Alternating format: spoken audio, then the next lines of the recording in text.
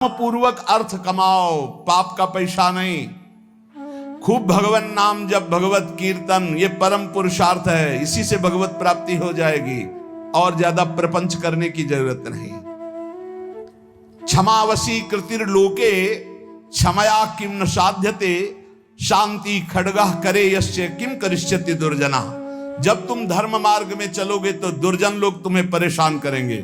तुम्हारे पास ढाल और तलवार है जैसे, तो शत्रु को परास्त कर दोगे, उसके वार को सह लोगे।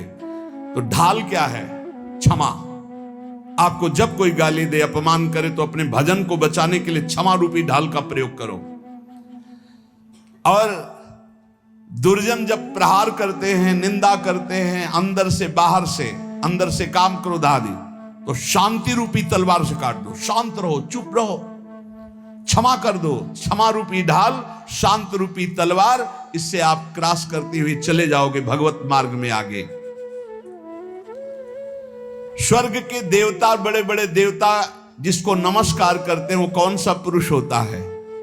बोले वो दो प्रकार के होते हैं। एक होते हैं जो बलपूर्वक दंड देने में क्षमता रखते हैं, पर उनका अपमान निंदा करो वो सह लेंगे, और निर्धन होने पर भी, अवसर आने पर सब कुछ लुटाने के लिए तैयार हैं। इन दो पुरुषों को बड़े बड़े देवता भी नमस्कार करते हैं। गरीब होने पर भी दान देने का उत्साह, और बलवान होने पर भी सहनशीलता।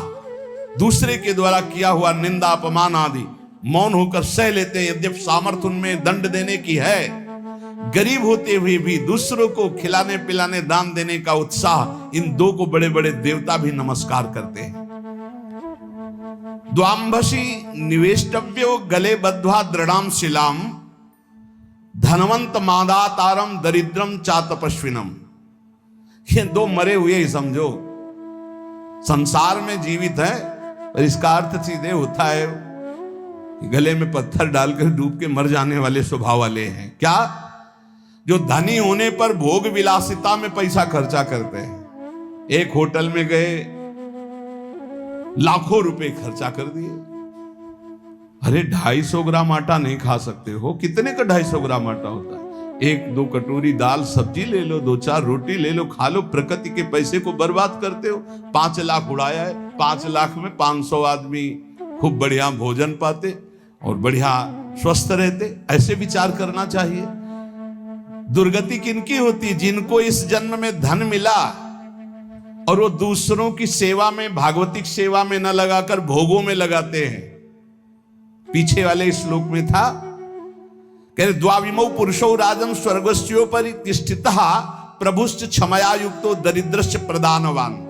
जो गरीब होकर दूसरों को दान देने का उत्साह रखता है वो, और जो बलवान होने पर दूसरों को क्षमा कर देता है वो, इन दो को देवता भी नमस्कार करते हो। देवलोक के भी ऊपर गति पाने वाला है। और इन दो को, जो धनी होने पर, धन होने पर भी साधु सेवा, गौ सेवा, भक्त सेवा या समाज सेवा में ना देकर वो उड़ाता है नाना प्रकार के काम भोग, विषय भोग, मनोरंजन में। ऐसा नहीं कि प्रकृति का धन तुम्हें मिला, तुम उसके स्वामी जो चाहो कर लो। तुम सिर्फ मुनीम हो, स्वामी तो भगवान है। हिसाब से चलो, नहीं सब छीन लिया जाएगा। जो धनी होने पर मदांध होकर गलत जगह धन खर्चा करता है, मैं इसका स्वामी हूं, और सही ढंग से उसका खर्चा ने, सो धन धन्य प्रथम गति जाकी। अरे कितने ऐसे बीमार लोग हैं जिनके पास अर्थ व्यवस्था नहीं। कितने भूखे लोग ऐसे हैं जिनके पास भोजन व्यवस्था, हम कह रहे हैं बहुत वास रहित लोग हैं जिनकी वास व्यवस्था नहीं।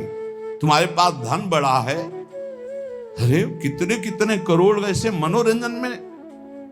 पूरे भारत में एक एक कुटिया बना दो, एक एक गांव में तो एक एक परिवार तो रह जाएगा।